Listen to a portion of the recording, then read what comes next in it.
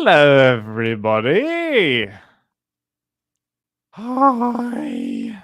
Can I show you something that I think I'm excited about, but then I'm also kind of sad about at the same time? Okay. Yeah, let's do it. Okay, so I ordered some stickers of our Sin Uh-huh. bus, Yay! but they came out a little dark. Like, because our I our think our they're fine. bus is dark. Like, we don't have the cheerful yellow bus. Uh-huh. I mean, So yeah, they're I not just think super like bright. it's not like the most clear sticker. I think it's still pretty good. I think it I does the feel job. I feel like though I'm taking away from the really cool thing, which is your shirt. Yeah, I got a new hoodie. Look at this. I mean, the shoulders don't quite line up, but it's a nice, What do you it's a mean very shoulders comfy don't hoodie. line up? Like the black bit there kind of looks a bit weird. Oh, that there's more black, like it comes down further on the arm Yeah, it comes on down than it further does because across the chest. I just the see. lazy way that they've reconnected the arm to the body. But yes, I mean, okay, so the stickers, bad advertisement, but good sticker. If we were looking at that as like a advertising for cinema sins, then yeah, not very bright, not eye catching, but it's a great sticker. But That's it's a got the great whole it's a crew great on little there. fan sticker because it has the Yeah. ding on the bus, and then Mm-hmm. it has CinemaSins on the side, and it has all the logos of our shows. That's And awesome. just here is the Delta because Little when Star we Trek actually Delta. had this artwork created, we didn't, and we still don't technically have an actual Captain's Pod logo. So we don't No. have anything that's like official yet. So we just sort of like stuck it on there as a wink and a nod because I think we were still actually doing like test audio at the time. We hadn't even maybe made the show Yeah, no, I start. I Yeah. don't I don't think so because we would have been improving. No, I think we had because we started the show in November and we were probably designing that in December/January, Too probably. But early when we yeah, had too 10 early. downloads per episode. Yeah, too early, too early. You think you've identified most of the images on the sticker. Well, Mmm. I wonder if I What could. do we got? I'm going to try to make it like, oh, that's not helpful at all. I'm so sorry. Maybe I should just like pull up the actual image on my computer because this is a bit tricky. Come on, camera. Okay. Uh huh. Okay. Mm-hmm. There is 1, 2, 3, 4, 5, 6, 7 brands on there. 8. 1, 2, 3, 4, 5, 6, 7, 8. 8 brands. Last week, Kachar missed this show because you didn't want the spoiler. What a mistake. Well, I think that's a totally valid reason to not Great. come to the Yeah. show. There's always going to be something you miss. Okay, so just so you know, we've got the people wise. This is Chris. Jeremy is driving. This is obviously me on the bus. There's Daniel, who's the brand new addition to the team at the time, so he's first one in the door. Then you've got happy Aaron Dicer, followed by skeptical Jonathan Watkins, and in the back, Mr. Captain Whittington himself. Well, And then we have our cinema sins. We've got music video sins here. This is commercial sins, that little logo on the bottom left there. Then there's TV sins beside it. This is an interesting homage to us hitting 9 million subscribers. bajillion. There's the behind the sin sticker, the Sincast sticker covered over by the Recotopia sticker. I know, that was a nice touch. Very and nice. then a little delta here for Captain's Pod. Little placeholder for Captain's Pod. Or just the fact that we all love Star Trek. We do all love Star Trek. As we're discovering slowly but surely, the entire team are really into Star Trek. It's kind of a cool thing we didn't know about each other. I wish it was D&D, not gonna lie. Oh, as if we would have time to even make the most of that. I just feel like we could. Like, it would be really fun if we actually did figure out a way to, That'd be like, great. I know. We could all play D&D together. I just, as it is now, I don't think we're ever going to all play D&D together. I don't see it happening. I think, Never? no, I don't. I cannot imagine all of us actually. Not for an extended campaign. A one shot, maybe. Yeah, maybe a one shot, but I think only if there was a major fan push for it or something. I can't imagine us doing it just like a casual. You know what I want to do?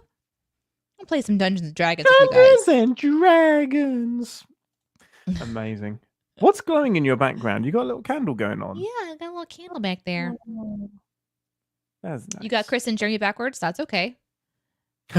Totally Just fine. your bosses. It's fine. I agree, fine. Tigers, Okay. Damon. I agree. Dungeons and Dragons is actually Ian and I's very first like friendship connection. Yeah. Where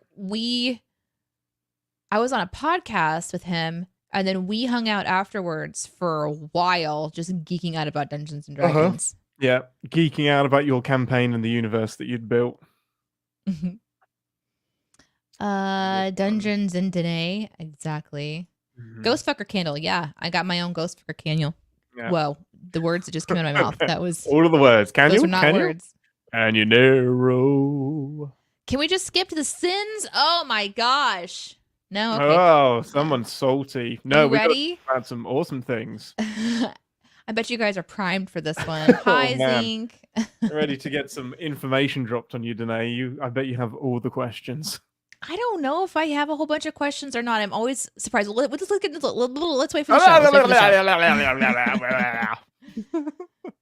show. Yeah, we won't be talking to you for a little while because we're going to be recording the show. So don't be offended. We may throw up your comments and be distracted by them, but we will also answer and talk about your questions and comments and thoughts and feelings and other such things and your opinions on spaghetti at the end of the show as we star your comments throughout the episode. So hang around to get some questions answered.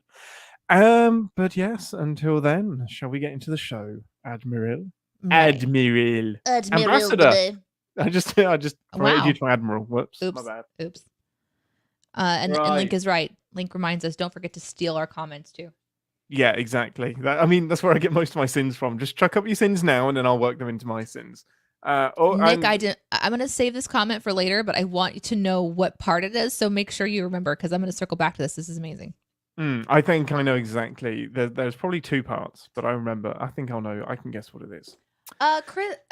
Chris playing The Last of Us was hilarious, says Tigers Gaming. It was. Thank great. you so much for hanging out with Chris to watch that. He had a really good time. That was a lot of fun.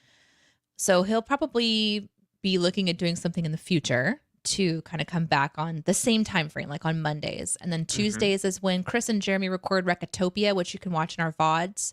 And then on Fridays, Ian and I record Captain's Pod with you guys live. So wait, that's this. And that's where we are today. Holy shit. It's Friday already. I hope Chris plays the DLC next.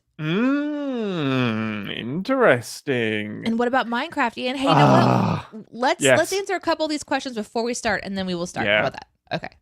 Yeah, Minecraft is on the cards. Honestly, it is carving out time to do it. Time zone stuff is really, really tricky because I still want to do it in the evenings because that's when most of you guys are available. That puts it into like the midnight to 6 a.m. range for me. So it's very, very tricky, but it is still on the cards. We'll keep you posted. We'll definitely let you know about it in the Discord. First and foremost, but it might be an impromptu, hey, I'm going live now, join if you can, kind of thing. But the VODs, as always, will always be around. Yeah. The easy answer to that, Ian, is you just don't sleep, right? You have no idea how many problems this would solve if I just could stop sleeping. Or just if I could survive on like 3 hours sleep a night, I'd be okay. But that is grouchy time for Ian. Sleep is for the weak. It is, but also lack of sleep makes you weak. It's win, lose. I've tried win, both. lose, I've tried sleeping and not sleeping. I prefer sleeping. I prefer sleeping too. Yeah. So like Ian said, we're gonna not be able to talk directly to you guys just for a hot minute while we record the actual part of our episode. But please continue to interact. We will pop up your stuff on screen, and then we'll save some for later. I'm ready to go, Cap. With your consent. Just randomly have your stuff pop up on screen everywhere. Nope. No, listen. If you're here live, there is no you posting it is your consent that we can post it. Yeah, that's how consent works. by joining the show and commenting on a public stream. Yes. We can't control that people are going to see your comments. Yep, exactly. It's out there now forever. Right, okay, let's do it. Welcome to 10 Forward, the part of the show where we grab a drink from the replicator and share our immediate thoughts and feelings on the episode we just watched. Most important question first, what is your Beverly of choice? What is my Beverly of choice? See what I did there? See what I did? Beverage, Beverly. I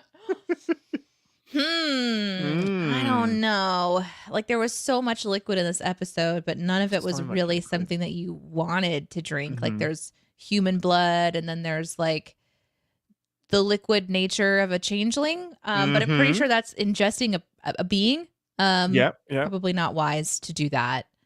Some kind of So I cannibalism. think I'll just go with water. Just glass of water, nice. I want a glass of deuterium water. Because This episode had so much to see. stress. I had dry mouth a couple times. So really, it's just some water. That's It's amazing. great. Just need to rehydrate because you've been on edge the entire time. There was some like uncomfortable conversations in this episode. Yes. Okay. Yes. This gave you all the anxiety. Hey, Ambassador, give us the overview of the episode. God damn it! Shit. I forgot you were doing it as well. I was about to do it, but no. Okay. Do it. Picard, season 3, episode 3, Cheating. has us realizing important things like fan fiction for Rafi Worf is at an all-time high. Yeah, it is. And maybe the second most important question is, did they ever actually perform surgery on Shaw? And if so, how is that guy doing? They don't answer all those questions. No. But they do decide to answer the question, what if Riker put Picard in his place? What if Picard did have a son but didn't know about it? What if they showed us really cool portal space battles so that we would forget all of our questions? That's what you need to know about today's episode. Heck yeah. Right. Okay. What did you like about it? Okay. Overall thoughts and feelings about the revelations and the developments and the overall feelings of episode 3. I had a blast. Yeah, I did. Did you? Oh, I loved it. This is my favorite episode so far. Yeah. Okay. And I hope I'm going to keep saying that every week. But this was an excellent episode. And not just because of all of the reveals and whatnot. I think it was well paced, incredibly well acted, well written, and even the slightly cheesier bits that are a bit cliche were acknowledged, and I could kind of let it pass as everyone kind of knows they're being a bit cliche. But yeah, no, love this episode, love what they're doing. So many that was fucking cool moments. So yeah, I just completely overtook you. So why did you like it? Oh my gosh. All those reasons. Yeah. Yeah. I wrote down many times that I was just really impressed with the way that they were telling their story in this episode. And I continue to it's not lost on me that these are characters that I watched when I was a child.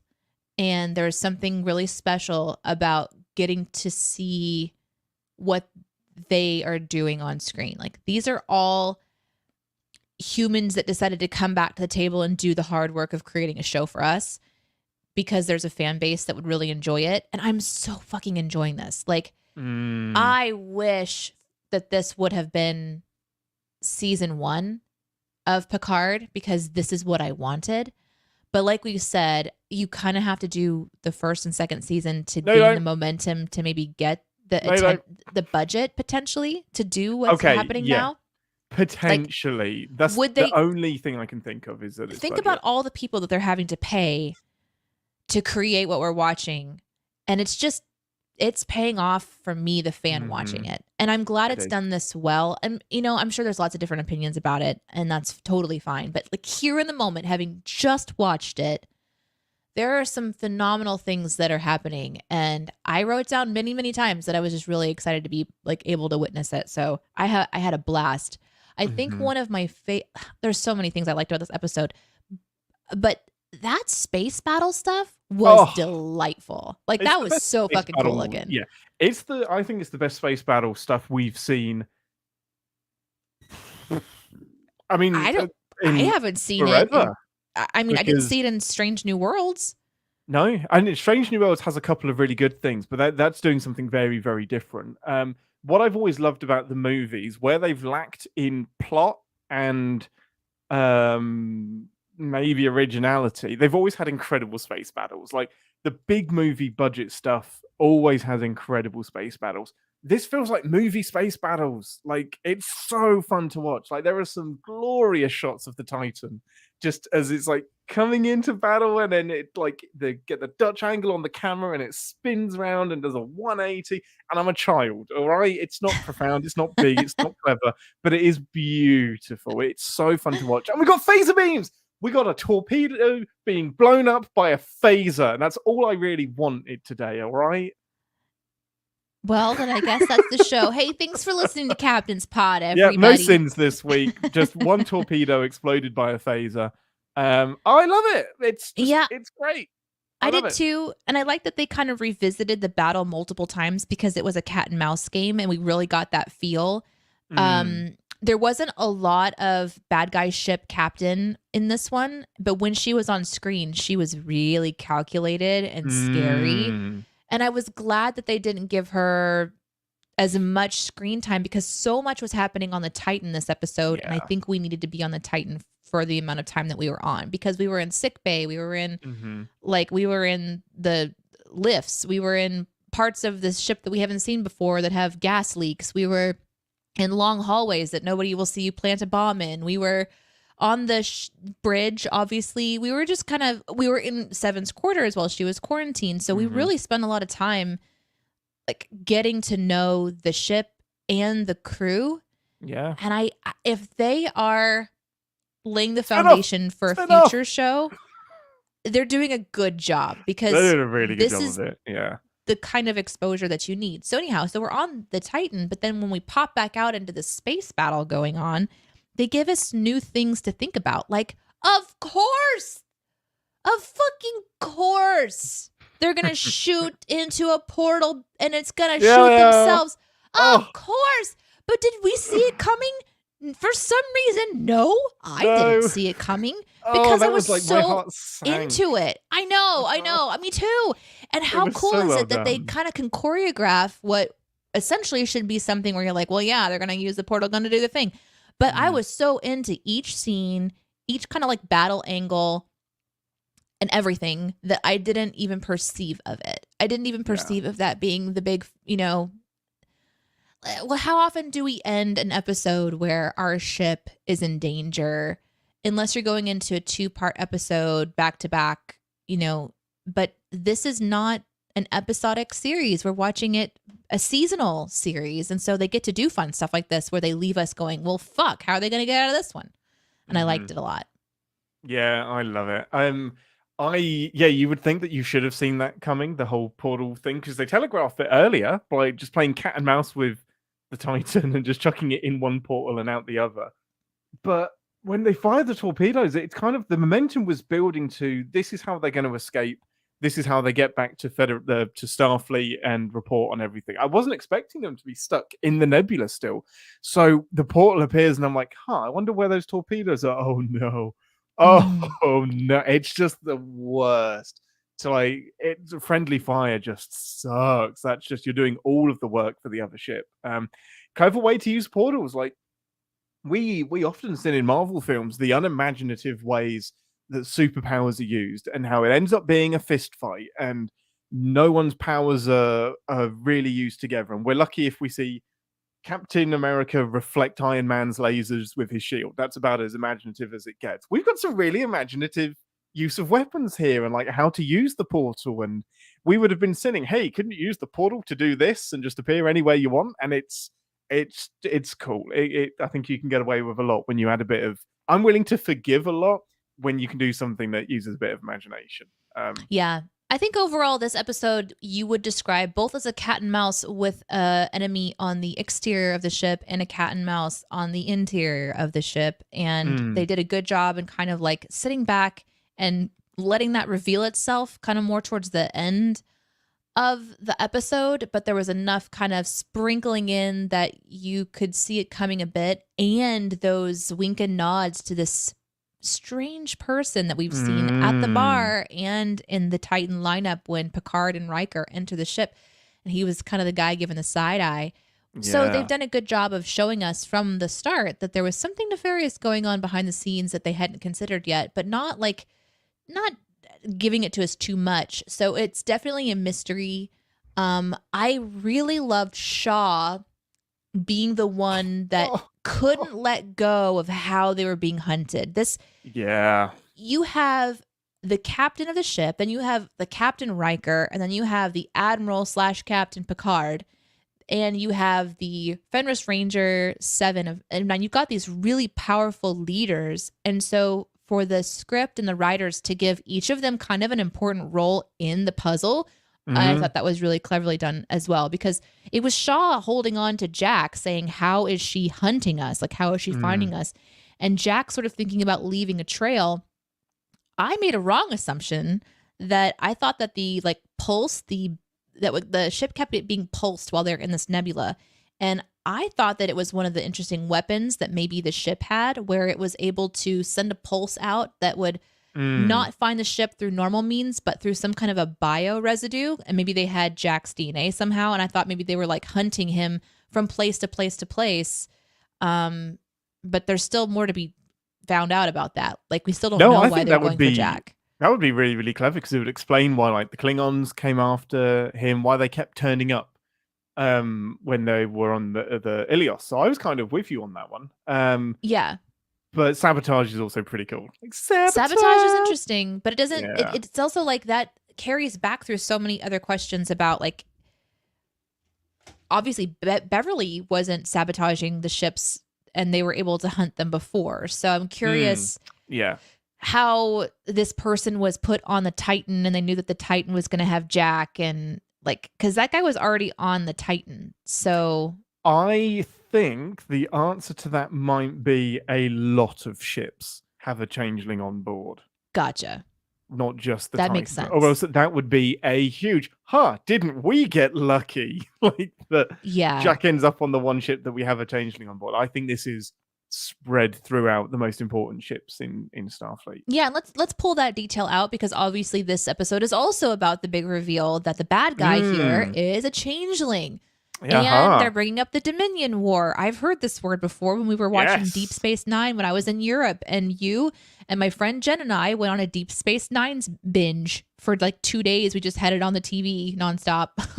Oh man, we watched it's so somebody in the chat mentioned, man, sure wouldn't it have been, or isn't Ian kicking himself that he didn't do some DS9 episodes? Well, we did, just not as part of the show. We actually watched 10 episodes from season 7 of the Dominion War arc. So Not that I we've done a understood what little that was bit. about at the time either, to No. be honest with you. We just kind of had them on in the background while we were working, and a little bit of information has like kind of slipped Trickling through, in. trickling in a little bit. So So I remember those words, but mm, I guess I'm curious from your perspective, because you are such a Trekkie. Like, how do you feel mm, about the reveal that the changelings are involved, the bringing up the Dominion War, and kind of the implications of what's going on? We still have mysteries to solve. Like, what were they yeah. actually trying to? The portal gun wasn't the big weapon. Like, what did they actually steal? So there's just Hmm. that intrigue there. So we don't know everything yet. But what do you feel about like this first sort of the writer saying, without a question, here's a little bit of what we're doing right now? Hmm. I think so overall, I love it. I'm really, really happy. Overall, it's very safe. This is a very, very safe direction to take the final season of Picard, and I completely get it, and I don't disagree with it at all. But calling back to a big bad guy from Deep Space Nine that isn't as popular as TNG, so isn't going to be as well known as the Klingons or the Romulans, but are still a huge, huge threat and a huge, huge part of Star Trek lore, is really, really smart. It's really, really clever. So instead of risking, because if you create a new bad guy, a new alien race, you've only got 10 episodes to make them really punchy and to make them really, really memorable. So I think their only option was to pull back from something in the past that still packs a wallop and is still really fun and still has a lot to explore. Like there's so much about the founders and the changelings that we don't know. And at this point, I think we're 20 what are we going to be? Yeah, we're 20 years removed from the Dominion War. So they've had 2 decades to kind of rebuild, reestablish themselves, even though we've been told this is an offshoot. Yeah, they've had 20 years to plan and scheme and embed themselves in Starfleet. So yeah, I think I'm all here for it. There is something niggling in my head that says it was too safe, and I would like to see them do something different, but I would rather them not take the risk and just do something really fun, because this allows them to loop in a lot from Deep Space Nine. It gives Worf a reason to be really invested because he fought in the Dominion War and was on Yeah. the front line on Deep Space Nine. So I think it's really, really smart. And Well, that's good because he yeah, I was the liked it. person in this episode that had the information that we, the viewer who doesn't know what's going on, needed, because he was able to kind of like bring Rafi up, and it makes sense that it was his character doing that.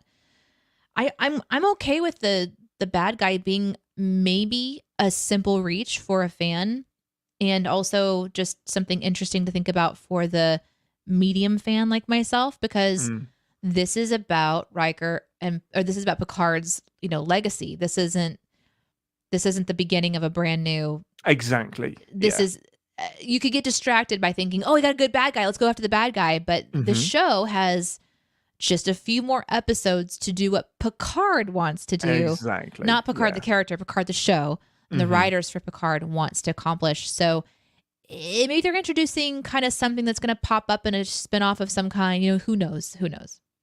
No, but I think it's really, really smart because it does, and there's such a negativity around the word fan service, but this is good fan service. This is servicing the fans in the right way while also being able to tell a story about Picard, because I don't have to worry too much about who.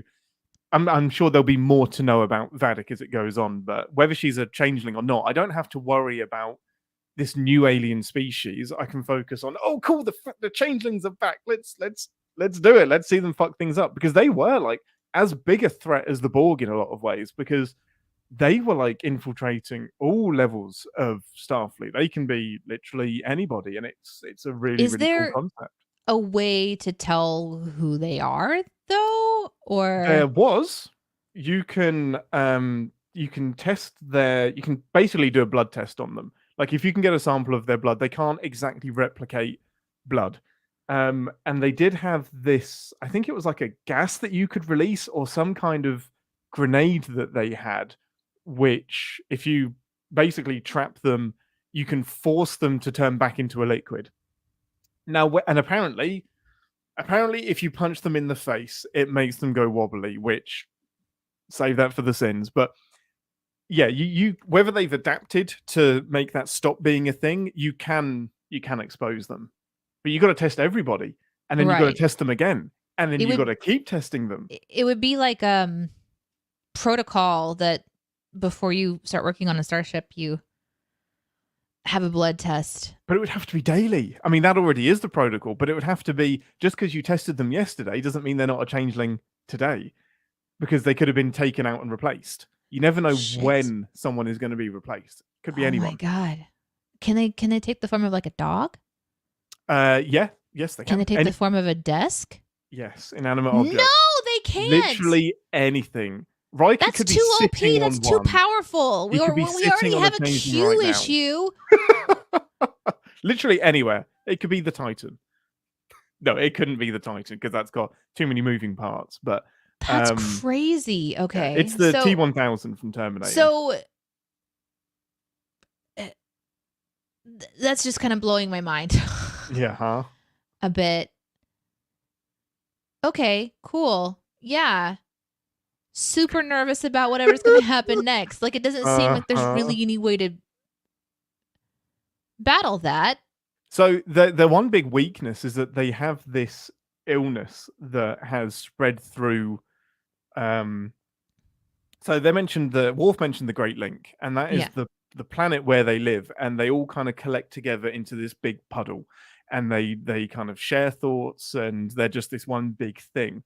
There's a disease that's spreading through them that doesn't have a cure, and they're kind of looking for galactic domination.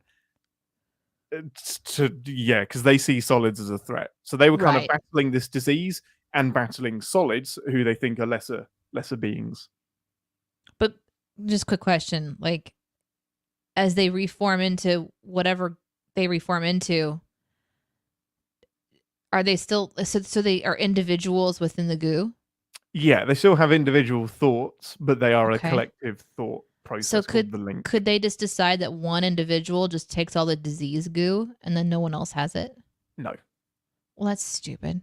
Yes. All right. No offense, yeah, Star no. Trek writers. But work out your goo bad guys more. Well, do you want to get they're pretty into OP. some specifics of stuff that you really enjoyed, or? Yeah, absolutely. Let's hit Beverly and Gates McFadden acting her pants off. Like Just for the record, he's talking about the U.S. version of pants and not the UK version of pants. Oh no, I was speaking of the UK version, but there we go. Oh shit! Yeah, just acting everything off. Oh Now God. there are there's two different discussions here. We're not talking about whether Beverly was right or anything like that at the minute. But Gates' acting in that performance is incredible. It's so good. Well directed, well acted, well written. Whether or not you agree with where she's coming from, I get the motivation, I get the logic, and it was just it wasn't a long scene, didn't drag out for too long. It was just a really compact back and forth between them, talking about something that has to be dealt with right then and there. And just really well acted from both of them. But Gates in particular, I think she did a great job. How did that moment hit you? It was really uncomfortable. Mm-hmm. Because it was like watching your parents argue or something. Yeah. You know, this beloved people, and you're like, oh, we're gonna sit in this. We're not cutting away. This isn't one of those moments where it's like a fade to black. We'll come back to this later. No. We're going to listen to them talk for a while. And it was so needed. It's just like it was such an important thing because you can't. I would have been so upset if they would have skipped over that conversation, a really important conversation of why Beverly didn't tell Picard that he had a son. It's big. And I think that it was brave for the writers to decide that it was because she thought that she was doing what was best to keep her son protected. Mm-hmm. And I thought that the writers were brave to point out that Picard was like, also my son, though, right? Like that could have changed everything. And I thought that they hit the important kind of highlights of what that conversation would be. And it would have failed completely if Gates McFadden and why can't I think Sir Patrick Stewart, if they wouldn't have had the dedication to really bring it to the painful places. It was really hard to watch because I could see their pain. Like they were both in a lot of pain. And we don't have to get into what we think about the right or wrong decisions are, but I really thought that it was well done. And I completely agree with one of the comments that came in when we were kind of talking about this. Nick said, I love how they take a situation like Beverly leaving, start out with a not reasonable excuse, and then build it and to actually understand Beverly's point. She was wrong, but she wasn't. And that was, I wanted to say that, but I thought that Nick kind of like said it really well. It's uncomfortable no matter what, but I could see both perspectives. And that says something about not just the writing, but how they're performing it. But the writing has to sing, and it has to sing in a way where it's building. Like, and it got to the point where it's like, I was watching a tennis conversation. Like, okay, good point, you. Okay, good point. Yeah. Okay, just looking back and forth.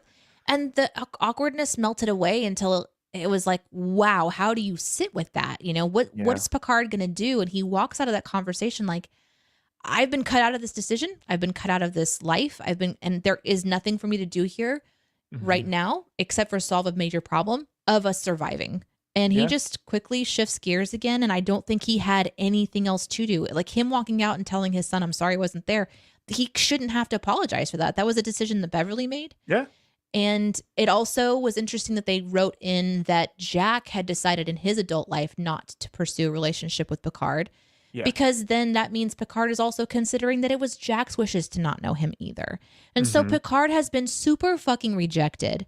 And then he goes on in this episode to be super fucking rejected by his best friend Riker in other ways, and it's just hard to watch. Yeah. Like, it's just hard. Picard getting beaten up again. It is, yeah. Why that scene is so great for me and why I love it so much is the show isn't making a judgment about who is right and who is wrong and which side of the argument you should come down on here. It is presenting both sides of the fact. Now, I'm not a parent, so I won't be able to fully relate to either sides of the argument, but I can empathize somewhat. And I kind of forget that sometimes humans are fallible beings, including the ones that we put on screen. Beverly is a living, breathing character that can make whatever decisions she wants. And there's no reason to say that she's right or wrong. We can, based on what we think and how we might have handled it. And maybe she thinks that she should have handled it differently, but she doesn't apologize. And I really, really, really like that in this scene. It would have been very easy to say, I'm sorry, Jean-Luc, I regret it. But no, I bet she doesn't. I bet she can be fully aware of how morally questionable what she did was, but she protected her child in the best way she knew how. And she thinks that what's happening is still related to Picard because she said that this is a warship with Picard-sized enemies behind it. And so she's still thinking that she couldn't protect her son. And I'm wondering if the writing will turn that on its head and be like, actually, this is your fault, Beverly. But we'll see. This is something. Oh man, that would be a bit dicky. Honestly, that was interesting as well. I didn't have to understand the references of the stories, but when they reference their history, they reference how many times they broke up, they reference their troubles, they reference like. Oh, that's all post-movie stuff as well. That's all stuff we haven't seen. They reference that, you know, she would try to reach out to him and there was a this thing and then there was a that thing and then there was this thing. And you're just like, kind of like, yeah, Picard's a dangerous, like he's a well-known target. And so I can understand why she would want to protect. My instinct is that there might've been other ways to do so, but those choices weren't made. But it allows, Picard is allowed to be outraged as well in this scene. He's allowed to say, you didn't give, like that is having a choice. Like making the wrong choice, quote unquote, can haunt you. Not even having a chance to make that choice stings. That hurts. That you have robbed me of the chance to weigh in and even have a part of the most important thing I could ever do. So we get the outrage at Beverly. We get a good argument from her about why she did it. Everybody can be wrong. Everybody can be right at the same time. But I think it was probably it's not the first time we've ever seen it's my son and you ran away with him and didn't give me a chance to be a part of his life storyline, but it's one of the best written ones that I've seen in terms of that argument coming to a head. I think what makes it good is that there's so much history that we've seen as fans. Yeah. I don't feel that if I had seen that scene and didn't know those characters, I'm not sure that I would have felt the same feelings that I'm feeling when I was watching this because there's such a history between them and it's just so fucking powerful to see them on the screen like that. To look at Gates McFadden and her beautiful face and that voice that I know so well that's still so strong coming out of that, you know, aged body. And it's just like, man, this is fucking cool. This is really cool. Anyway. Really it's difficult to watch. It's a difficult topic to think about, but I thought that they handled it really well. Personally. And it is they got it over with at the beginning too, so we didn't have to like wait to have it. We're not waiting for it for the entire episode. Just get it done. It's really, really smart on the pacing front. And it kind of gave the fans exactly what we wanted. We wanted Beverly and Picard to hook up and have a relationship. They have, like, in the intervening 26 years since we last saw them, there were 6 years where they did try and they were on and they were off and it was complicated as relationships are. And they did get together, but it would have been a little bit cheap to say, hey, they got married. And just because you wanted it. Yeah. And honestly, thank you. Thank you for showing me an example of two people that try and it just doesn't work. It ends up going someplace you don't want it to go. Yeah. If I can transition us, kind of speaking of things that they decided to deal with kind of right at the beginning, we find out really quickly what the 17 seconds is in reference to. on this Oh title yeah, uh-huh. because it has a before scene, which instead of saying like 15 years ago, which they just said before. And I thought that was Yeah. super fucking clever because oftentimes it's like, 10 years ago. And so you're doing the calculations and it doesn't match up when you rewatch these things in the future. But Oh this is yeah, a uh-huh. clever way to just say before and just Yeah. you can kind of build the assumptions and sort of fill in the blanks or whatever. Mm-hmm. We see this interaction between Picard and Riker at a bar, and Riker is celebrating the arrival of his son Thaddeus, who I Mm-hmm. believe is the one that's now, yeah, that's his son who passed away, right? Correct, yes. Okay. And Who so could have he been was, cured by Data's right. positronic bat. That's right. And we sort of learned that the 17-second idea is that it's a very, very long amount of time to spend in a lift going to sickbay to see if there's something wrong with your child. Silly me didn't think about that also circling back around as a nice little Uh-huh. wink for Picard later in the episode, but I Nice should have bit of seen that like coming. nice plant seeded, nice plotting. Yeah, really, really nice touch. That was really well done. Yeah, because they kind of the idea that Riker has this multiple times during this episode to encourage Picard to do something about being a father or about learning more about Jack. And Picard, I think rightfully is like, this now's not the right time, man. And Riker says, I agree also with this. You don't really have any time, man. Like you Yeah. This could someday be you're it. not going to have any time and then you're going to want to have had all the time. Mm-hmm. And so Riker is talking from experience and Picard is talking from his own experience. And I think that was really kind of well done. And the back and forth lift ride. What a great way at the very end to show Picard wondering if Jack is going to be alive at the end of this episode.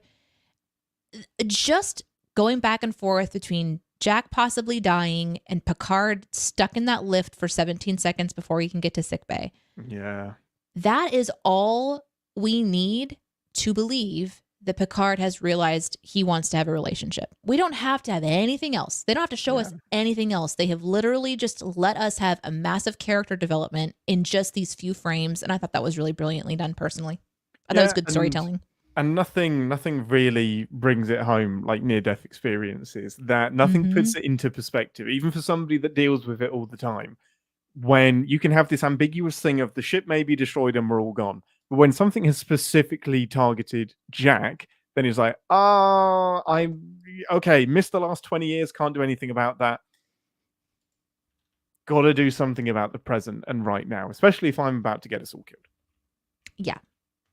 But no, really, really liked that. I'm liking Jack more and more as well. Me too. Like, I love that we got to see Jack and Beverly back at work, and watching Beverly be a doctor was just incredible. That was so cool. Oh, I loved it so much. I don't think we had to do it at the expense of the current chief medical officer, but fine, okay, you do you, show. But I think both things can be true. You can have two very intelligent, powerful doctors that are both right for different reasons. Beverly kind of made her look a bit stupid in this episode. Yeah, I don't like it. I like to elevate everybody. There's something to be said about experience. And, I'm somebody who watches the trash show Grey's Anatomy from time to time. And there's always like the young ones that come in that know stuff but don't have the experience. And then there's the older ones that have been around for a while that kind of go, hey, I've seen this a few times. And I thought that it was a good reminder that Beverly's not just retired and gone off hanging out somewhere. She's actively been helping people for a long time. Yeah. And sometimes equipment fails and they don't see something big later on. And maybe that doctor would have completely had it and found it and figured it out and been able to save Shaw, but maybe not. And it was an interesting way to kind of bring them all together. Should we talk about Shaw for a second? No? Let's do it. Let's talk about Shaw. Yeah, let's do it. All right. Like, it's just not very often that I'm watching Star Trek and I say, ew, ew, ew, ew, ew, ew. But that happened this episode. I love it. It was a really, really clever way to get Riker in the captain's seat without killing Shaw. And I doff my cap to the show for not just needlessly killing off Shaw and actually incapacitating him but I love how he's got the I don't know what the girth, the like fortitude to stand up on his broken leg and be like, "Fuck you, Riker, get us out of this. I'm off to sick bay. I got a broken leg. Some of my insides are leaking." I I love didn't it. And Riker's say just like, ew, ew, okay. ew with the broken leg. Oh, what did you Mine say? was Ooh, ew, ooh, ew, at? ew when he just blood starts Oh, spilling out of his oh. head. I was like really nervous that we were going to see like his skull open, or like my last image of Shaw was going to be like Glenn from Walking Dead and his eye had popped out or something. But yeah, he was in a rough shape. It was bad. Like I watched the newest season of The Challenge, and there's this one girl who like breaks her face in 5 places during the finale, and you see it happen. And I'm assuming that they've added in some like audio enhancements to make it even more cringy, including for sure. the spilling of blood sound. But that was all over this episode. And I'm not sure if I'm feeling a little bit queasy because I literally watched someone almost die. A real person on a reality TV show, not a character at all. And here Shaw gets bonked and he's like leaning over and it's just this blood spilling. And I'm having flashbacks to this episode of The Challenge. I'm like, oh my shit, that's not good. And then he stands up and you're like, oh, okay, also not good. Not good. The leg not good. But yeah. he's still, like I said earlier, he still like ends up essentially helping to save the day because he gives that push to like figure out how we're being tracked, which was really essential. He is still in Captain's brain. All he can think about is how can I save my ship. He has an epiphany and just passes it on to the nearest person that he can, and that happens to be Jack. I think Shaw is deliberately being built up as a very intelligent, a very determined captain. Like my favorite bit of the show is Picard just like, I have to go and apologize to the captain. And I'm like, yeah, I loved that. Do. Yeah, you do. And Shaw, man, he was so fun. There was that moment when they're all trying to like look out the windows and stuff. And then that first like weird pulse that's also organic comes through, which I have a theory about the why that's happening, by the way. Okay. I guess we'll get to that in predictions. Yeah, predictions. But he goes, well, that was fun. Anyone else want to throw more weird shit at me? Like, it's just so funny. I was like, keep it coming. Come on, try something else. Is Q here? Like, just give me something else to talk about. But then you get to see his grit when he's still determined. So I liked Shaw. It was just enough Shaw, and then fully into Riker and Captain Picard into like their captain mode. So never enough Shaw. I need never enough Shaw. 100% Shaw. What have we got? I do want to say this about Shaw too. There was while he was still captaining the ship, there was that cool scene. I thought it was cool. Maybe it's kind of lame, where he actually changes over the workstation and he relieves the ensigns of duty because they'd been on shift for too long. I had that as well. And they got to like go sleep. And then he turns on music for the whole ship, which I think is hilarious. Did he? Yeah, there's that music that like kind of classical music starts playing. Oh, I thought that was just in Seven's room. Oh no, did he turn that on for everyone? I thought Seven was trying to relax and then got pissed off and turned it off. It'd be kind of weird if he forced classical music onto everyone. That's what I thought he was doing. Like, okay, everyone, it's time to chill out. We're going to do this while having a battle. Because I thought that they were still showing the bridge whenever that music came on. So I just assumed. They were. I just think it's one of those scene transition things. Transition. Sometimes you'll see the dialogue start before we get there. All right. But I get, and that would be incredible. But I thought it was hilarious. I thought he was trolling everyone. Mozart. I know. And like the whole entire crew was like, God damn it, Shaw, not again. Not again. We prefer the jazz. Like, imagine if the captain could just impose whatever music you'd want on them. Why not? Just open comms and then just like stick up a little recorder to it. Like, amazing. Computer ABBA. Love it. What have we got? Okay, let's transition into Rafaela and Worf. Oh, how good was it to see love them together. It's a great pair. It's a pairing that makes 100% sense. It really does. She is this raw, like broken person that is just full of fire and fury, and it's exactly the kind of person that Worf would be able to relate to. And so when the trailer came out and the I think the only line we had from Worf was "I'm a pacifist now," which was obviously played for laughs in the trailer, but certain sections of the internet were like, "Worf isn't a pacifist; he's a warrior." And okay, that may have been a poor thing to put in the trailer, but I think it makes complete sense what he's doing now. We've got, again, 20 years, which is longer than we've known him for. We have now not known him for. And he is going on a journey. He is, yes, he still has the capabilities to be a warrior, but he's not all death and glory and this is a good day to die. I love the nuance and I think it makes sense. Man, if the best part of this was the like the visually was the battle, the best characters were definitely Worf and Rafi, and it is so nice to see them singing together because they do have some really interesting personality traits that complement each other nicely. Like, what character on screen does Rafi really respect and is curious about? There was such a funny moment when he's like, we're going to go hunt this guy. We're going to figure it out. And you're going to be doing this with me. And he walks away and she's like, okay, yep. But then she goes, cool. I'm in it. Because she's kind of like, she's ready to be put down again. And Worf's just like, nah, it's fine. I'm just fucking with you. Let's go. Like, we're teaming up now. And I love that not everything has to be conflict. I don't need Worf to be convinced to take Raffi. Like, he knows how capable Raffi is. I love that he's just like, cool, we're partners now. Let's do it. Let's fuck shit up. It's fun. They start off bickering a bit, back and forth, which is super fun and delightful to hear. Yeah.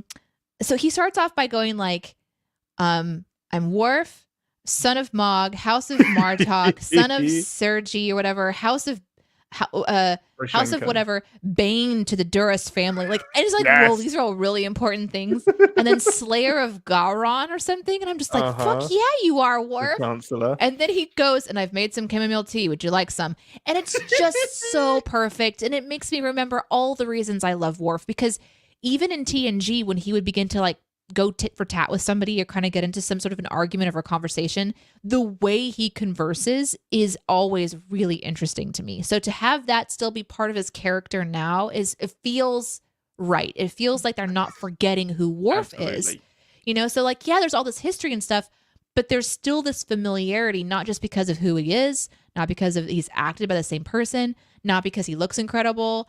Like, there's still this familiarity because of his personality. And that was really fun to see, because when they're going back and forth and she's like, I was right, and you told me to disengage. And he's like, I mentioned that you were going to die. I also was right. And it's just this sort of way that they sort of like go back and forth was really delightful. It's so great. Beheadings are on Wednesdays. Yes. Yeah, and just like the whole opening moment where he's doing his like Worf Tai Chi thing, like where he's in front of that cool, which I believe last season, that backdrop, though on a different ship, was really powerful because it housed the Borg Queen.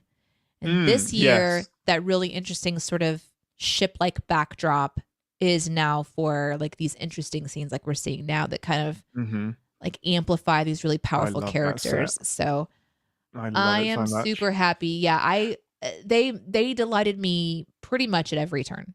Completely. I think it's what Raffi needed. I think it's a really good way to continue her story. I don't want to sound patronizing, but give her a mentor as well, and give her some like direction. And just massive props to Michael Dorn. So much of Worf, yes, is in the writing, but it's in the line delivery as well. His cadence, just the way. All I could hear was "good tea, nice house" when he's talking about the tea, and just how he's talking about the journey that he's going on and talking about Raffi. He's very matter of fact. So you have the heart of a warrior. Let's go. And it wasn't too wordy. It wasn't too much. And just imagine leaving something behind for 20 years and then coming back into those shoes and just immediately inhabiting Worf again. Just massive props to Michael Dorn. So good.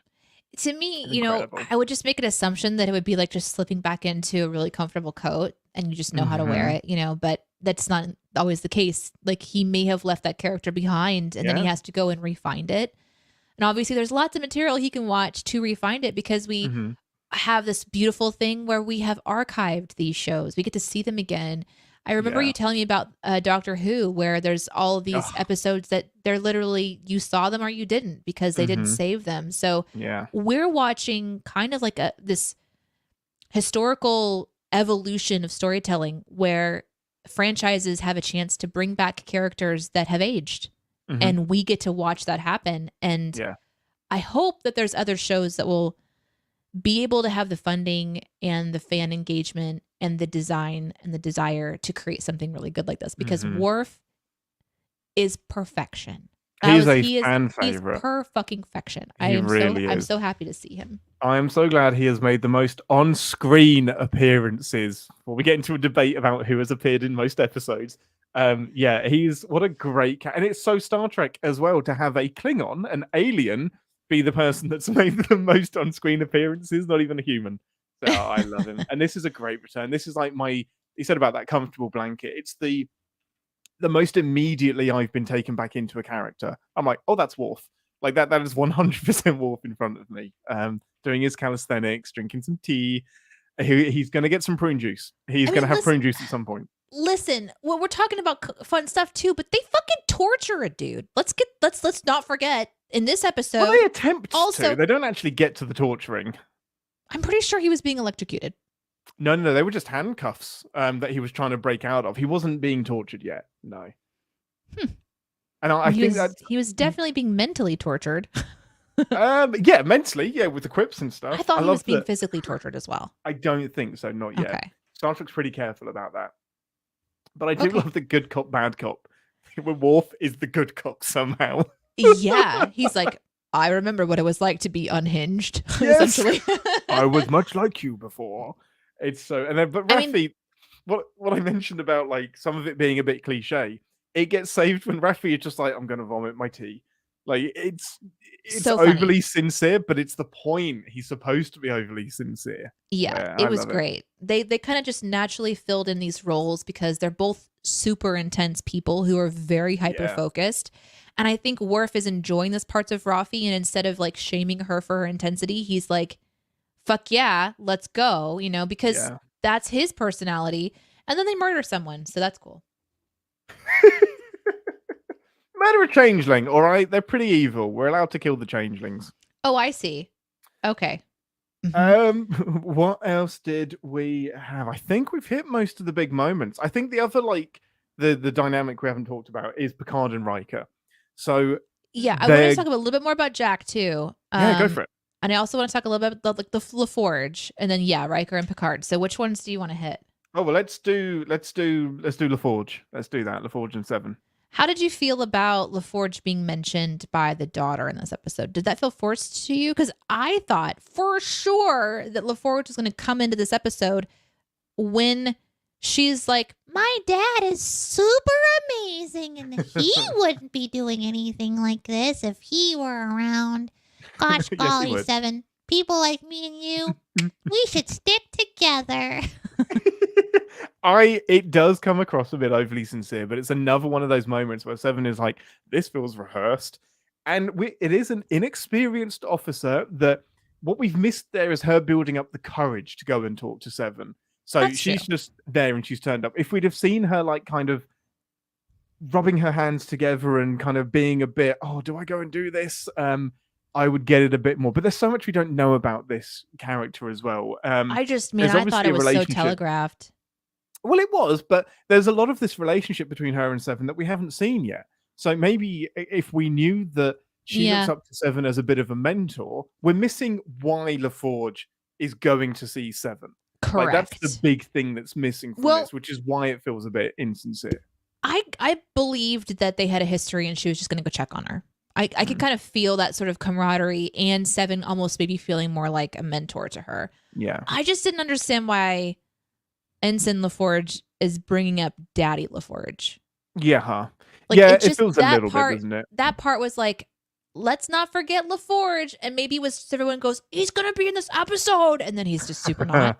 No, I think it's more to give us a little bit of backstory on Geordi, and how maybe it is a bit of a reach, but I mean I get why she's pulling from that. I also don't think choosing to be a pilot instead of an engineer equates with being a former Borg. I think that's a little bit patronizing. I didn't know what she was trying to kind of like get at. It felt like a strange sort of attempt at one character to relate to another, and it fails in front of you. And I don't know if it's because the writers wanted it to fail or if it was just didn't hit right. Exactly, because we don't know about her character yet. To me, it was more like a, hey, fan base at home, don't forget, Geordi LaForge is on his way. Next episode on Picard Season 3. Don't forget Geordi exists, and this is his daughter. Exactly. Yeah, I get it. So, of all of the scenes, that is the one that that felt the most forced. Yeah, that no, probably I was maybe my agree. least favorite. Because what did it do for the episode as well? Like, Seven doesn't use that in any way. Nope. She doesn't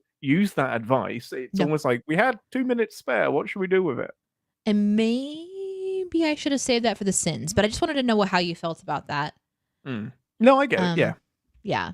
I think I just love this episode too much. But what was it? The music? No, not the music. The rolling back to Worf really quickly. The music that he's listening to when he's doing his calisthenics is just tidbit. It's the same symphony that Picard is listening to in First Contact when they're pondering engaging the board, and he's like contemplating his life choices. So it's just a little callback interesting to an old movie. Yeah. I sort of love that. Yeah. Nothing is accidental. What did we have? You said there was something about Jack. Jack? Yeah, there was just like a couple more maybe ideas or thoughts on Jack in this episode. I thought that they did a good job of giving him more to do, but there was like a couple things that I was really intrigued by. One is him sort of showing a bit more of his what's the right word? Sensitivity to like how he's being perceived, and that it's he's letting it bother him a little bit. Like, I didn't ask for this, and he's sort of noticing that everyone on the ship, who by the way were all hunting him like an hour ago, or less. So like last episode, it was a manhunt for Jack, and everyone knows this person is super wanted, and then all of a sudden they're told, okay, now we're protecting him, and everyone's just like, what the fuck is going on? Yeah. And so they can see him as this exact symbol of their danger and their confusion. And now people are getting hurt. And so he's sort of bearing the brunt of the judgment of those around him, whether it's professional or not, doesn't matter. It's happening. And the way that he was standing in the hall talking to Riker, just kind of watching people go by, he was still showing that he was confident enough to stand on his own feet and not run, but also be bothered by it silently. He's also silently managing Picard being his father and coming face to face with his father, knowing that's his father. And we're learning more about the onion layer there. Then we see him helping people in sickbay and with bedside manners, kind of like assuring people. Then we're seeing him go into savior problem-solving mode, risking his life for the crew, etc. They're really doing a good job of giving him some dimension, I think, in this one that I really appreciated, because it still didn't feel like it was the highlight, the spotlight on him, but they cut to him just enough, I feel, that I was really impressed by him. I think they're doing a great job of giving him some added layer and extra depth. And Ed Spielers is just a great actor as well. Like, I love. There are even some moments where I could see Picardisms in him and the way that he talks as well. Just really subtle things. Yeah, that's so cool. It was when he's talking to Seven, and one of the great things that Picard does is use the brains around him. He's not the person that has all of the answers, but he's surrounded himself with the best people. So he's great at breaking down the problem and then saying, right, my command crew, what's the solution? And when Jack goes to Seven and is like, I know that we're being traced. I know that it's because of a breadcrumb. You're the one with the brain. Tell me how these pieces add up. And Seven immediately tells him. That was such a Picard thing to do. And he just embodied a lot of how Picard gets the best out of his people. Yeah, I like that. I can see that. I love that scene too, because he punches out the guard And Seven's just like, you're insane. Yeah.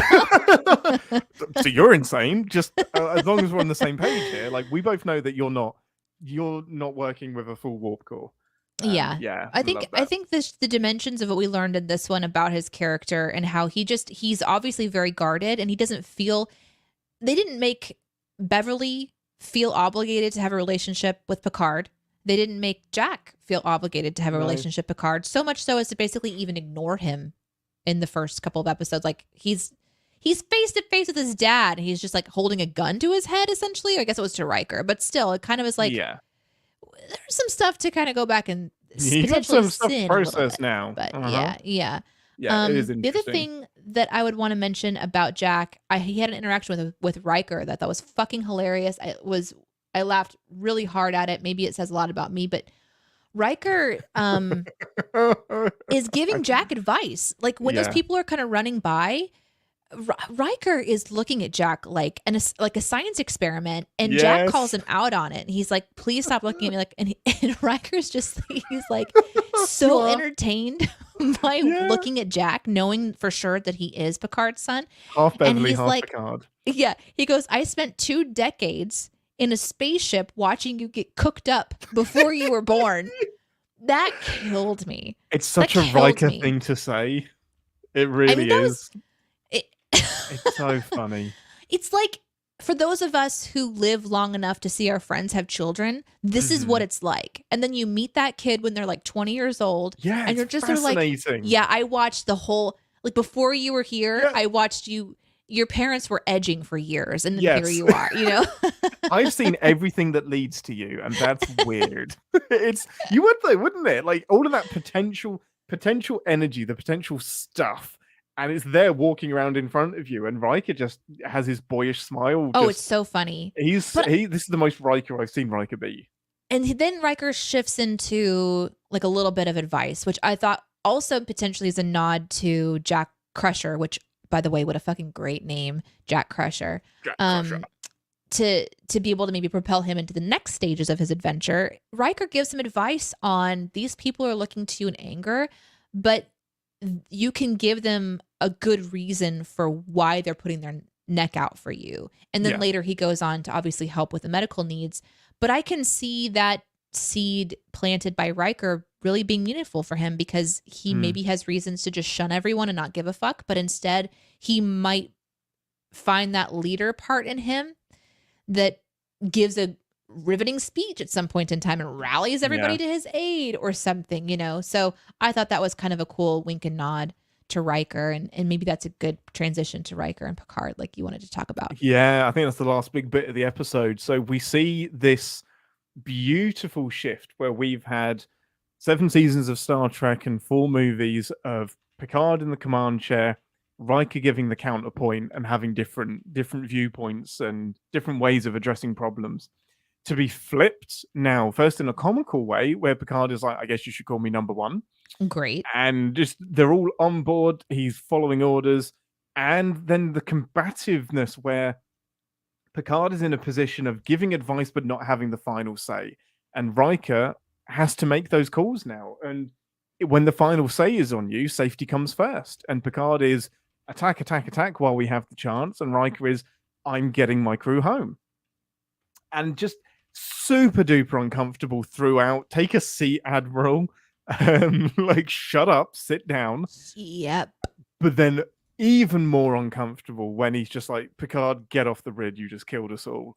It goes hard. That relationship takes a dive, and I have no doubt they'll be fine, but it's tough to watch. It's like, it's super uncomfortable, but I think really well done. Yeah. I think the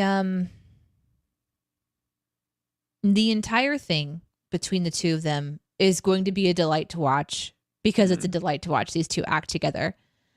There's a couple moments, especially when they're like coming up with a battle plan, where they're like giddy children, and it makes me uncomfortable because It's so serious. There's so many lives on that ship, and they're just like, so do you want to like, I don't know, you want to blow it up, or what do you want to do? That's definitely where the writers are talking to the audience. Like, you want us to do it. You want us to blow up the torpedo with the phasers, don't you? Like, that's definitely nodding and winking that part at the was audience. so fucking cool. And I know we talked about it already, but the part we didn't talk about that is specific to Riker and Picard is that Riker says, we should do this. And Picard just instantly is like, I know exactly what you want. And he turns over to the computer, he types it in, and just expertly makes this happen. And Riker's like, thank God there's someone who knows exactly. It was like two brains competent operating at once. They've had so much time together. They don't have to have a lot more conversation for Picard to know exactly what to do. And I really, really liked that part. And I really, really liked them getting so giddy about how serious it was. And also, again, it made me uncomfortable. Like, maybe take it a little more seriously. But these are two old dudes that are like, we're back in battle again, buddy. Let's go. So and then it suddenly gets a bit too real. It does. It gets a little bit too real. But I thought that it was good. I liked Picard's character work and Riker's character work together because they both continue to like show like Riker's kind of coming into his own as sort of like a good voice of like father figure and advisor and captain. And Picard still has good things to say too, but he's like suddenly seems to be struggling with all of that. And I have some theories, but I'll save those until predictions. Yes, I still think maybe Riker comes down on him a little bit hard because they didn't have a lot of options. They couldn't run anymore, but it's obviously building to something. Something big between them. The last question I had was all the way back in the changeling stuff business. How was it for you as someone? I mean, it's a pretty common question that I always ask you as someone kind of medium level fan of Star Trek. Not that we want to level your fandom, but how does the changeling thing hit you as a twist, surprise, as a way to go? As was it too hard? I don't know what's going on here, and everybody knows something that I don't, and I'm missing out. Or does it work with very little knowledge? I mean, as a TNG person, I don't really have a lot of changeling experience, and I didn't watch Deep Space Nine. Although I do know who Odo is. Yeah, but I don't remember much about that. And then when back in November when I was visiting and we had Deep Space Nine conversations because it was on the TV, I still wasn't following all of it.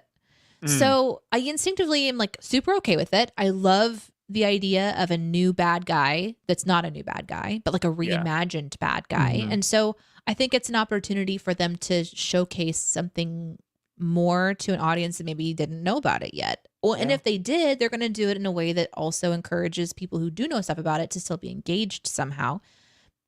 I really feel like it's fine with me. Good. It's interesting to think too, like I'm more focused on how all this is connected, right? Like how the bad guy ship captain is connected to the changelings and why she's hunting Crusher and why if Crusher was worth so much money, would she dump the whole ship the way that she did? And I've got some theories about that I'll get to in a second.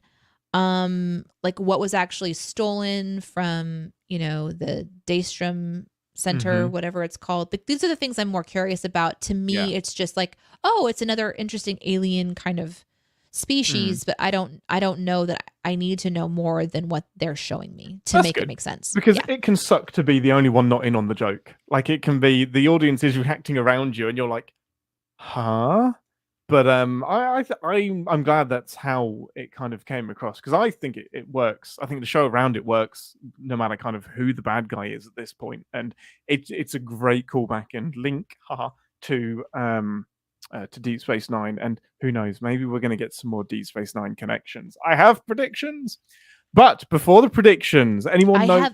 I have a whole bunch of little bitty notes that I'll just kind of go through here. Go for it. I wrote down. Oh, that's a lot of blood trail. I guess this is why they don't use carpets anymore.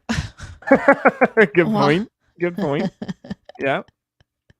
I also had that I thought it was interesting that, and I hadn't I noticed this in the first couple of episodes, but I put it to thought this time, which is that the drug that they're showcasing in this one, because they think that the changeling is well, they don't know he's a changeling, so they think that he's kind of like having withdrawals or whatever.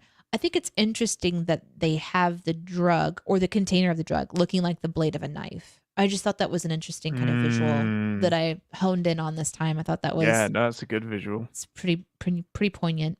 Yeah, it is. The medical device, we got to see kind of like restart a heart. So that was sort of a glimpse at medical gear, and we don't usually get to see the medical interfaces very often. Usually, not a lot at all. Kind of do like the little circular scanner thing and like the little spray thing, but we don't usually get to see like that. So that was interesting. I noted too that when Picard goes down the lift to check on Jack when Jack was dying, that you have Beverly and Picard looking over Jack as he's reborn. And I thought that was really interesting symbolism that he was there for Jack's second birth, which is important, I think, nice. Visually. And it felt really much, it felt like he was taking his first breath or something. And I don't know, maybe I read into it too much, but it was Picard at that moment when he was needed. Definitely supposed to mirror a birth scene. You got both the parents there. Yeah, absolutely. I think that's really clever. Yeah. No, I agree with that. That's a good point of view. And we also didn't mention, I forgot about this part, that Jack also had strange and interesting flashes when he was dying. We didn't talk about that. No, I think we're best to save that for predictions because there is so little that we're given. I think all of it is going to be speculation. Okay. So I kind of pinned that for predictions. All right. Of course, they had to address his accent as well. They had to. Address his. What else was it going to be? He's fucking born in London, went to school in London. Why the fuck else not? Like it's. Of course, we all have to. Like an accent has to come from somewhere, doesn't it? He went to school and he couldn't shake it. Everybody. That's fine. You try shaking your accent. Okay. To engineering. Forest instance is futile. Battle stations, everyone. Can we start with the sin from the audience today? Can we start with the intro to the segment? Oh, okay. This is the part of the show where we re-engage our sin brains, remind ourselves that no TV shows are about sin, even our beloved Star Trek. Ambassador. Should we start with a sin from the chat today? What a great idea, Captain. So I was talking about the blood on the floor. That was one of my notes. It's like, I guess this is why they don't have carpet for easy cleanup. But Nick says, oh my God, Danae was saving that for sins. That's why you need carpets, because it sops up the blood from the floor. And it's for safety again against slips and falls. It's true. It's true. The carpet becomes a living and breathing element of the ship. I love it. Now, I'm struggling to sin this show because I have such a fucking good time. So like everything just feels really nitpicky because overall I loved it so much. But the biggest thing that took me out of the episode, and I'm amazed nobody in the chat has mentioned it yet, or the de-aging people. Can we not? Well, let's just say they can only do so much. Yeah, so don't do it. It is not the worst I've ever seen. What options do they have? Don't do it. Find another way to have that conversation. Find another way to do that. Anything. Because then I just think about, wow, it looks like you've been airbrushed completely in Photoshop. And unless you're Disney, you're not doing it right yet. Like, it's so distracting to me. And I just don't do it. Have this conversation anywhere else. If there is something about the scene that is taking me out of the show, then I don't know, you just shouldn't be doing it. So distracting to me. Riker's was okay. Picard's was pretty terrible. But yeah. I don't think I minded it that much, but we have to also just like Patrick Stewart's old. He's old, you know. You can only de-age that man so much, even with some CGI assistance. And I think that we just have to kind of go, this is the best storytelling that we can get, because we didn't have the youth on our side. They didn't have the forethought to pull them aside 20 years ago in real life and record this particular moment so that we could just go back and play the tapes. I mean, possibly. But I would send the shit out of Riker's hair. Absolutely. Yeah. It just was like, we're going to just add on some shoe polish to your noggin. Yeah. But it was okay. It was okay. It was okay. What? Oh. That's an alarm going off. Apologies. Mm-hmm. No, it just took me out of it. Blah, blah, blah, blah, blah. I will always moan about it. I'm sorry. You're fine. One of mine would be, we already did the accent, his DNA. So it's in his DNA, everybody. But that was a joke. Once you're born English. No, that was a joke. It's just, you go and you be around your people, your DNA people for like a semester or two, and then you're just fucked. That was 100% the writers talking to the audience. It was like, we already know. We wrote this a year ago. We know that you've been bitching about it for 2 weeks, and here you go. That's fine. I loved it. I thought it was fine. Mm-hmm. What did I have? Oh, another sin on Riker. Shut up, Riker. Stop telling Shaw what to do. He knows you can't go to warp in the nebula. Stop talking to the audience. Like, I'm amazed Shaw didn't kick Riker off the bridge. He keeps giving out, like, unhelpful, like, just tips and hints on how to be a captain. And if I'm sure I'm help like, themselves. Sit the fuck down. You know? Yeah, exactly. They can't help themselves. Yeah, there's just... Stop undermining me on my bridge. Go away. It's like, once you get to a certain age, you just don't give a fuck because you're like, you know what? I know what I'm talking about, and I'm going to share my opinion, even though this is a very, very bad moment to do so. Yeah, you can't stop me. I don't know if this is a sin or not. Jack wanting to tell the crew, like the bridge, about the potential, like the situation, the leak, the gas leak or whatever. And he goes up to the door, and the guy's like, "Sorry, you can't come in here." Which, by the way, that's interesting to use your manpowers to have a guard at the door when you could literally just tell the computer to lock the door. But anyway, right. So Jack's like, and Jack's like, "Okay, cool," and he walks away. And I'm like, don't they have a way to send like an audio message just real quick? Like, I know he doesn't have a comm badge, but certainly there's a way to ping someone on the bridge. No, I guess not everybody can do that. I don't know. No, I mean, is a big sin that I've got is just the fact that Jack gave up so easily. Like I guess maybe he thought about Seven. We needed the reason is because we need Seven. We need to give Seven something to do this episode. That's why he goes to her. But I do feel like this is some crucial information that he has. Find a way to get it to the bridge, or like it could have really easily been aligned to the security guard of, I know how the Shrike is following us. Do you want to be the reason that we die? And then at least the guard passes on a message. Jack accepts the locked door thing very, very quickly. And then the guard should have then goes to Seven. But the way that this is written, the guard should be like, go talk to Seven. Yeah, right? Like, how else did he get there? I don't know. It feels like we needed the scene with Seven.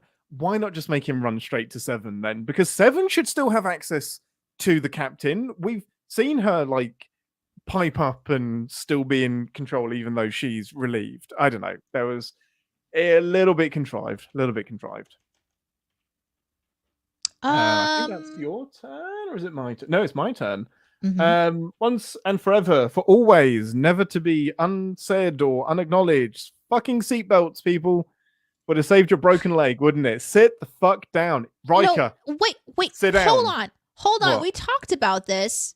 I wanted seatbelts, and you were like, there's inertial dampeners. Yeah, inertial dampeners. Yep. In the middle of the back, you should be sat down. Oh, okay. That's different. Not always in seatbelts, and they have them in Nemesis. The Enterprise. They do. I was impressed. And wait, we haven't seen that. When did you see seatbelts? I was just lying.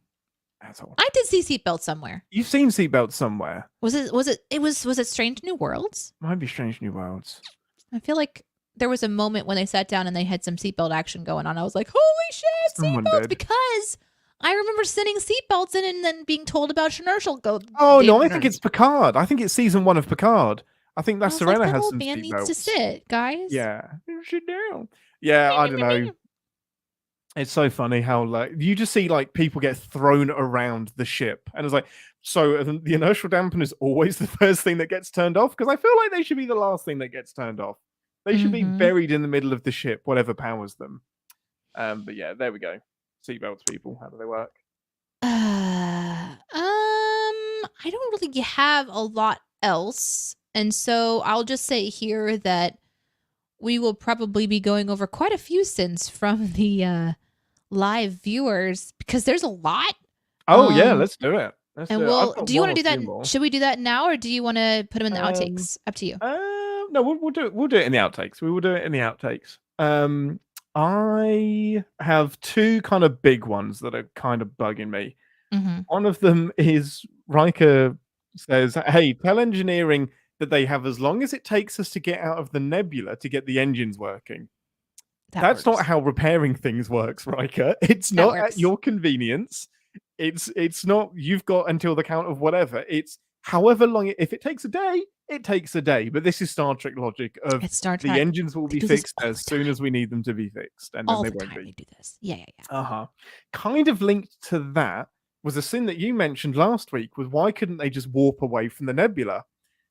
And I really don't understand why they didn't warp away from the nebula last episode, because the entire goal of this episode is fix the warp engines, which only broke after they got into the nebula, so that they can get out and warp away. So they haven't really explained why that wasn't an option. And I guess it was because they were too close, but it feels like being in the nebula is a really bad idea. Too close, but then we also saw them warp away with a shuttle on the back of them, and that was fine. Yeah. Psing! Yeah. So interesting. Mm-hmm. But yes, that was a big one. So more sins will be talked about after the show with the live chat, who suggested plenty. So shall we go into some predictions? Yes, Captain. We shall. Oh, okay. Toot me into the ready room. Why didn't they use transporters when Thaddeus was? Why did Riker have to take a 17-second turbo lift ride? Why didn't he just beam to sickbay? Anyway, to the ready room. Welcome to the Captain's Ready Room, where we hear our predictions for the rest of the season and bask in our Q-like glory if anything we have previously predicted has come true. Do you want a quick rundown of the predictions so far? Mm-hmm. Captain Shaw will be ordered to work with Picard and Beverly. Haven't had that yet. Ian thinks that the Zatvash are still in Starfleet. I'm taking that as a 50% win. It's not the Zatvash, but we do have people that have infiltrated Starfleet. I'm taking that as a win. Oh, that's not true. You said Zatvash. You just said infiltrate, and then you'd have it. Damn it. Okay, noted. Vadik hasn't killed anybody to elevate her to supervillain yet. Thankfully. Oh yeah, because we thought she was going to be killing some folks this episode, didn't we?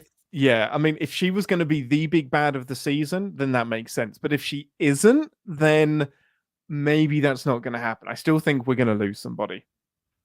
We already have. Shaw's dead.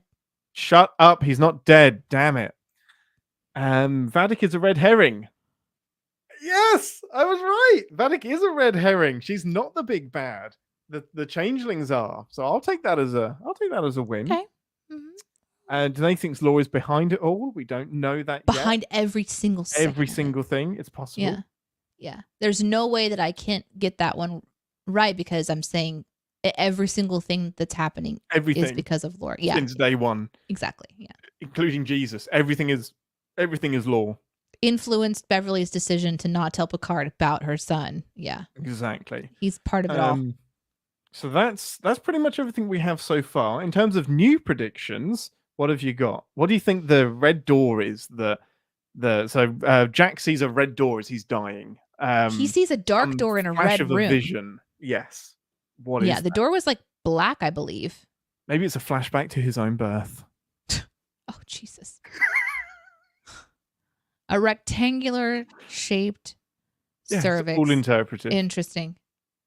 Just the birth canal of geometry. Yep. Mm-hmm. Yep. Are they not rectangular? Wow. There were branches. So his vision was looking up at Seven, who had like these interesting, almost vine branch vein like things coming from behind her, like up on the wall, maybe that started to grow, and then it was connect the branches, find me, are 2 words that I heard inside of there. Something, and then there was a flash of a nebula, a flash of a dark door, and that's all I really remember writing down. I think there was some other whispers happening, but I didn't have closed caption on, and if I did, I'm sure I would have some more details. It's not much to go on. Went by very quick. Connect the branches. Well, that is very family tree.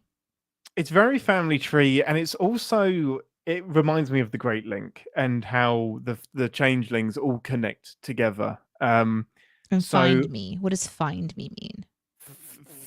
I mean, someone's lost. There is another big leap. If it's not the other big time that we've seen visions happen is with Cisco in Deep Space Nine. So I think I've mentioned ages and ages and ages ago that there are aliens that live inside the wormhole that Deep Space Nine is kind of stationed by. Oh yeah, like the godlike people. That's it. And the Bajorans see them as gods, but they're aliens that live in a wormhole and they see time as a soup. And at the end of Deep Space Nine, Cisco joins them and becomes part of whatever. He is their emissary, and he joins them and he doesn't lose his body, but he kind of lives with them in the wormhole. So maybe it's Cisco reaching out to him. Maybe Cisco is trapped, but I don't know. In a female's voice? Well, they would appear as different people from your past or present. So they would, so Seven, it would make sense that it was Seven on screen. Yeah, because she was the nearest person to hand. Okay. Usually they appear as like a family member that you've lost, or somebody that's like, they've appeared as the entire crew of Deep Space Nine. So it might make sense that it's the wormhole aliens. Question. Is any part of Picard still Borg? If you've been in the collective, yes, everyone is. What are the chances that part of Picard's DNA is Borg? So Jack has some Borg-esque stylistic quality somehow. What if this technology is that Borg portaling kind of thing? Yeah. So what if there's a little Borgish? What if this voice is Agnes? It could be. Borg Queen. I'm trying to think how that would work. I mean, Borg Queen. It's not impossible at all, because the finale is going to be like when the MCU put every single person on screen that you know. Yeah. Oh my goodness. Agnes shows up, and Worf is here, LaForge is here, everyone's here. Yeah, we'll see more about that. Those are just interesting things that pop into my head. I do have some actual specifics predictions. He did have Jack before his synth body, so it would have been. You don't have to worry about him not being there anymore. The nano purge had not happened yet. Exactly. Yeah. So interesting. Yeah. I do think that Cisco could be coming back. I think it makes sense, because... Did you see something in a spoiler or something? No, because the Changelings are the biggest bad guy of Deep Space Nine. The actor... and they live in Avery a portal. Who? The gods. They live in that like little... They live in that... it's a wormhole, isn't it? It's different. Or is the portal gun creating wormholes? No. The portal gun is creating portals. Yeah. Okay. Is it a wormhole? The same difference? No.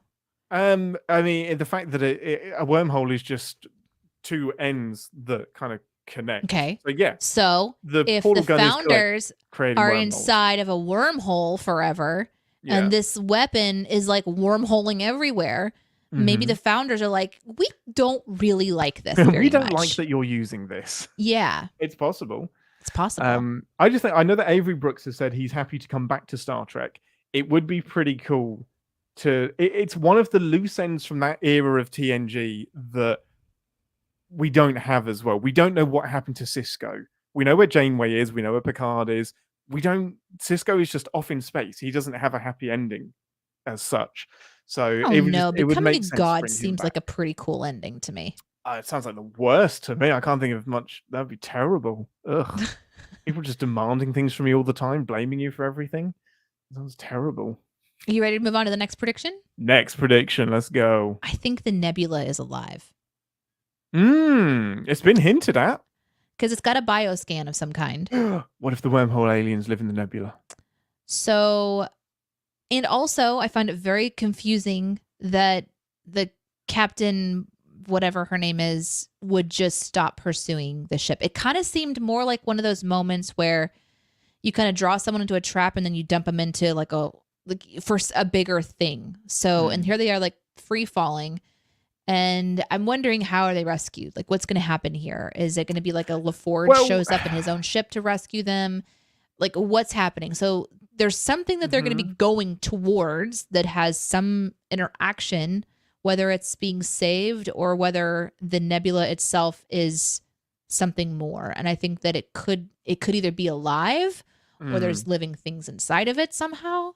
Well, there's usually something at the heart of these nebulas that create them. So I wouldn't be surprised if the nebula is being created by this gravimetric disturbance at the middle. And gravimetric disturbance is so vague. That can be a time portal, a wormhole. I'm pretty certain that's going to play a big part in it. But I'm not really worried about the Titan getting saved because Vadic isn't trying to kill them.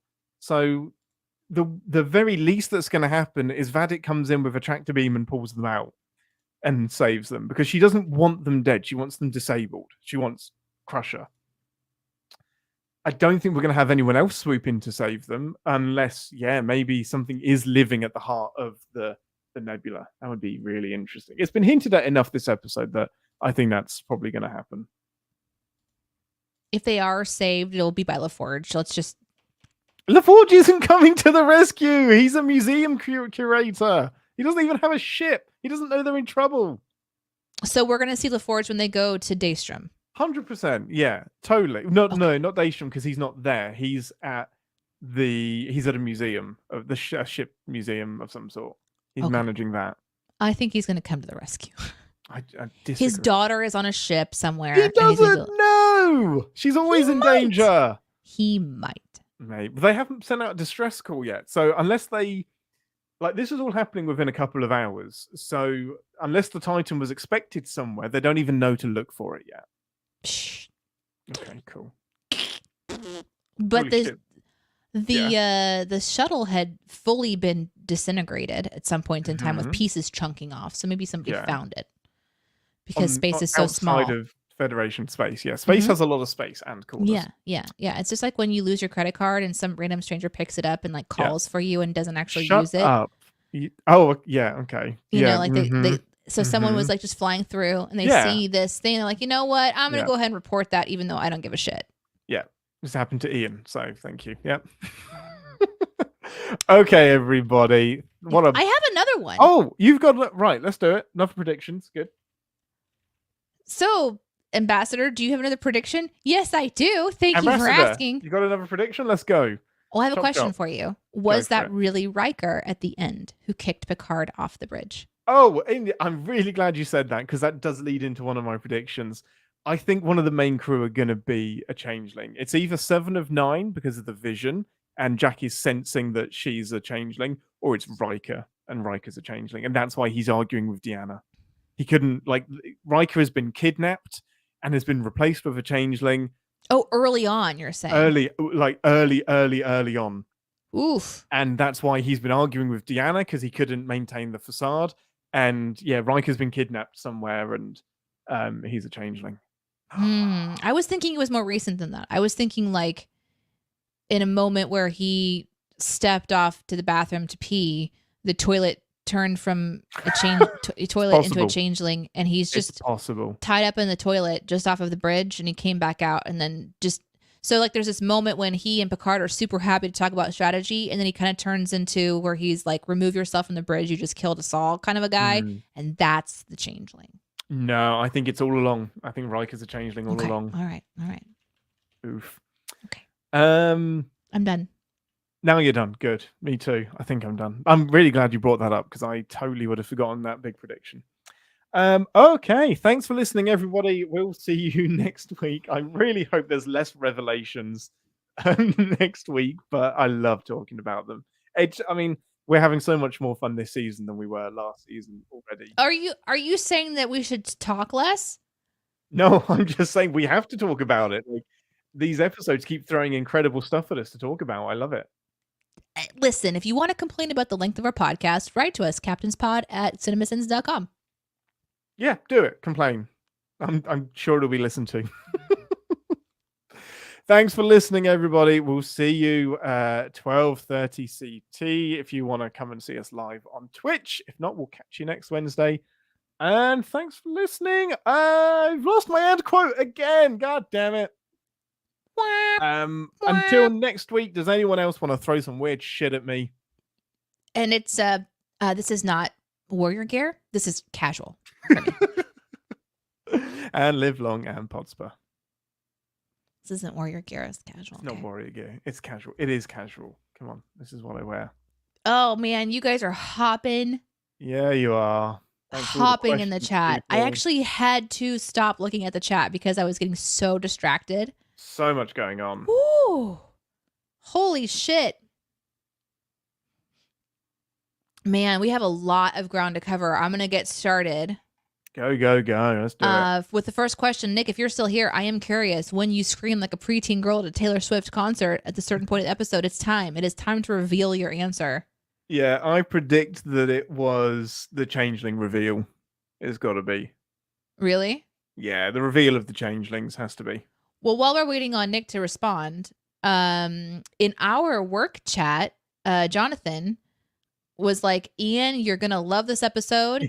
And Jonathan, I'm curious what you thought that was going to be. For me, I thought it was a spaceship battle. Like when the spaceship was just like, there's all these really cool space scenes. I was like, oh, this is going to be why Ian thought this episode would be really cool. Why did you think that Jonathan wrote it?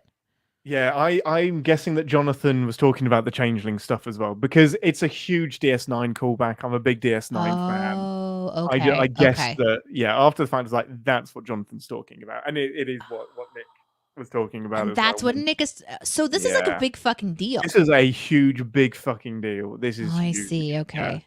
Yeah. Big deal. Slab says a YouTube thumbnail spoiled the possibility of the changelings returning a couple of weeks ago. Man, I wish that people would just let everybody enjoy it individually. From who though? Because who would have known? People who have people who get to watch it ahead of time, and then they put stuff in they put stuff in the thumbnails. They want to get out there. Jonathan says, I thought just all the Worf stuff, the Picard Riker stuff, and the changelings would make Ian go crazy, and it did. Yeah. Right, Ian? So good, all of it. Love. I never know what Danae will like. This is true. This is true. I'm a little bit hard to predict. Yeah. Some people did get 6 episodes up front, so they would definitely know by now. They're also told that they're not allowed to share any spoilers, or else they kind of lose any kind of goodwill that they have for getting those episodes. So I would be shocked if the changelings managed to slip out. I'm going to go a little bit out of order, just kind of go from the top to the ones that I've saved. This one was from Nick earlier. Shaw's a fucking beast with a bone sticking out of his leg. He looks at Riker and says, look at me. You are the captain now. You are the captain now. I love that so much. Like, you deal with this shit. Flyboy asks, I'm probably not the only one asking this, is Vatic a changeling? I mean, a very oddly behaving changeling. It's possible, but I don't think she needs to be. I don't think she needs to be for this to work. She's kind of like the captain of this really interesting crew of people. Yeah, it's the warship thing that's really interesting to me. Is like, Beverly's right. That's not a bounty hunter ship. That's a fucking battleship. So she might be. I want to know who the minions are. Are they an updated Breen? Because the Breen were working with the Dominion. So it would make sense. Maybe they're new uniforms. Those guys? Yeah, the clicky clacky people. Josh Zero, who couldn't stick around for the show, says, I can't actually stay today. I just wanted to say Riker isn't Riker. Woo! So originally the chat were like, Riker isn't Riker because he's his transporter double, Thomas Riker. And it may actually turn out that they're right, but because he's a changeling. Imagine being that specifically right for the wrong reason. That's incredible. Here was a comment. Riker says at the beginning, you'd burn the world to save your kids. Then Beverly tells Picard that Jack's in danger because of Picard. And Picard is now all about attack, attack, attack. I love the buildup. Yeah.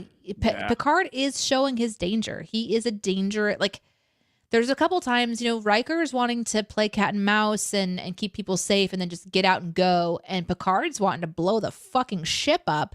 Yeah. Go to war. They really doubled down on Picard being like super dangerous guy. And I feel like that doesn't really, like, maybe he's changed a lot. I just feel like he would have been fine with just getting the fuck out of there. Get back to Federation space, get help. Like, it does seem confusing to me. Like, I you're think he's worried outnumbered. I think he's worried that the Shrike is going to carry on chasing them, and he's going to be outpowered. like, all of it, out everything. I think he's worried that he's going to continue to be pursued and deal with the problem right now. But it's like, get back up, like, get out of there and get some backup. But like, Beverly sums it up: I can protect my son, I can't protect yours. Such a great line, like, really, really nice, really clever. I like that. Flyboy says the saboteur changeling was disguised as an inanimate object on the Ilios, maybe? Ooh, yeah, maybe. Because now we know that's possible. You probably knew that already. News to me. Because everyone knows that crew member, so I think he's been on the Titan for a long time. Yeah. Because if he'd suddenly turned up, they'd be like, "Hey, who's this new crew?" Oh, unless he's taking the form of one of the crew members. Anyway. And then Rima says, I think canon is they can't turn into anything mechanical. Yeah, nothing with moving parts like a bomb or a weapon or something. Like, you couldn't just like turn into a bomb and then explode. It could look like a bomb, but not be an actual bomb. Exactly. It couldn't then explode. But who needs to explode when you can strangle people with your webby tentacles? Because we were talking about how Gates McFadden was doing so well on screen. Jonathan says, makes it more irritating that we didn't get more of Gates in the movies than we did. Every day. I will make this argument every single day. She was done dirty by Star Trek. Slab wants to change his prediction that Beverly dies to she almost dies, and Wesley comes in and the Travelers ex machina her away. Yeah. Ooh. I mean, this is the problem with the Q. The Q, the Travelers, omnipotent beings, they can always be the ones that come in and save the day. So I think you have to. Don't forget about the portal gods. And the portal gods, yeah. I mean, and they kept doing that in Deep Space Nine as well. Like, they would like swoop in and delete an entire armada of ships, because Cisco convinced them to. And this was also said, I feel like this season is 100% tailoring the writing to be sin-proof. It's like they said, cinema sins will ding us. Write an explanation. Nothing is ever without sin. you can't anti-ding all of it. Yeah. Just like you can't convince a 5-year-old of very simple things. You also cannot convince us that there's not a way to sin something. Yeah. Mm-hmm. Absolutely. Because we're kind of butts like that, I guess. Slab says, sin. You tell the former head of Starfleet Medical to F off because she hasn't been CMO of a starship in 20 years? Bit of a dick move. I mean, Jonathan also mentioned where did he say? No, wrong comment. Ian's going to keep warbling until he finds the right comment. Yeah, it ties back into the making the Doctor look stupid to make Beverly look smart. You don't have to do it. You don't have to at all. Both things can be true, and it is a dick move to assume that Beverly, who is the head of Starfleet Medical, hasn't kept up with medicine. Like, just wild. Didn't need to do it. Here's a question from Link. If Shaw died before he could give command to someone else, who would take over the ship? The first officer or the third officer, but we don't know who the third officer is. We know that 7 of 9 is obviously first officer, but she's in trouble right now, so she couldn't get it. Yeah. Or it would probably fall to Riker anyway, because he's the ranking officer on board. So that seems to make sense. Jonathan points out, finally, Rafi is interesting. Love the actress. I just never found how they used the character in the first 2 seasons all that compelling. They basically told us in episode 2, he was the person in contact with Rafi, right? Or did I hear that wrong? I'm talking about Worf. And have they come flat out and said Section 31 because that has to be who they're working for, right? Yeah, no, they didn't. It was heavily hinted at because of the way he was talking, but they didn't say it was Worf. And they haven't. I mean, the Ferengi has mentioned Section 31, but nobody has outright said that that's who Worf The is working beheaded for. dead Frank. Indeed, yeah. But it wouldn't surprise me. Like, it wouldn't surprise me if he's Section 31 now. That would be pretty cool. Nick is celebrating that the prediction from last week that he's not actually Starfleet intelligence was 100% right. Yay! Go, I Nick. called it. Nice job. Good prediction. This one's from Slab. I feel like Riker turned on Picard too easy. Yeah, maybe it's because he's not actually Riker. Not actually Riker. It did happen quickly at the end, but hey, Yeah. when your ship plummeting towards a gravimetric disturbance, perhaps that's how it makes you feel. Nick says, I really love the inclusion of the bridge crew, especially the Vulcan Devine, as she was awesome this episode. I agree. Yeah, Tavine's great. I love I a good like Vulcan on the Tavine. bridge. Yeah. Just enough Vulcan, just enough like a little personality, but still very Vulcan. It was really, it wasn't too robotic. And I liked the way that her ears looked. It was almost like you couldn't really tell. Extra They were kind bendy. of like back a little bit. Yeah. Yeah, It's nice. I like it. Variety. Okay. This one's from Zinc. As noted, the Shrike was tooled up sufficient to explode the Titans several times over, so dropping them into the nebula is obviously not supposed to kill them. I completely agree. Yeah, which is totally. why I'm thinking that there's something more happening here. And I'm wondering about what happens. Like, is it going to be a wormhole and they pop out someplace else? I just think the Shrike comes in and rescues them. No way. Yeah, because she needs them. No. Interesting. KC5VKG says, I would have to send the whole portal weapon scene. After the first use against the Titan, they should have figured out kind of how it works. Why not perform an evasive maneuver like an emergency dive and avoid the portal? I think it was just to add tension and exposition for the weapon.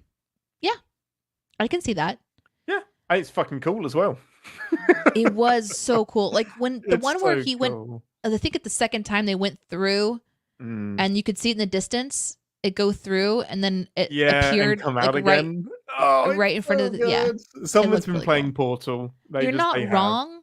They should have done something. But yeah. Link points out that there's still no Eleanor in this Ding. episode. Immediate sin. Yeah. And also, this is a great question. Is 4 torpedoes really all they've got? Riker said to Yeah, throw everything at them, I and they sent hate 4 that. torpedoes. They usually have some quantum torpedoes or like phasers, fire the rear phasers as well. It's it always annoys me when it's fire everything and it pew pew pew. Wasn't everything, was it? Of course, if they would have done that, they'd be dead, right? So Well, maybe that's why.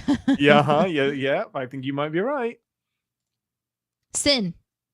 Dr. Oak was way too abrasive to not be an orange cat doctor. That's the only way I would have accepted this character is if it happened to be Dr. Ta'ana from Lower Decks. That'd be amazing. She ends up on the Titan 20 years later. Let's see. And I'm not even in the live chat right now. So these I'm are in the all live saved chat. during the show. Okay. So if you see another comment, make sure you I will. Here's Jonathan says, I don't know if it's a sin. And if you talked about it, you already put this up here. Here's one from Flyby. My sin is for Shaw giving downtime to only half of the bridge crew. Fuck you other guys. To be fair, he did say that you guys have been on a 36-hour shift. I think they had been on the bridge longest. Oh, it's Ta'ana? What did I say? Oh, her name is Dr. Anna. That's a quote from the show. Yeah. Okay. Yeah. Okay, go ahead. What? Here's one from Kachar. Sin, the portal gun makes 2 holes in different place with 1 shot. I don't remember that. We don't know that. We just didn't see. I mean, you could just set the coordinates. Maybe. You could fire that explosion and then it just activates another one. We didn't see what activated the second portal. So yeah, it could have happened off screen. Ooh, branches of Starfleet, Lloyd says. Could be. Or Lloydie. Could be. Sorry, I get your name wrong, Lloyd. Lloydie.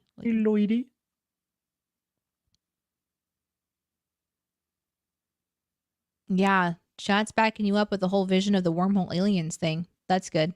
I think it would be clever. It would be a clever way to tie it all in. Okay, Slab. Gee, wonder what was stolen from Daystrom. Well, what was it? What is it? What is it? Gold? Lore? Yeah, we know Did lore they is. steal lore? We know that lore is stored at the Daystrom Institute. Oh yeah, I think you told me that every episode, and I just keep every forgetting. episode so far.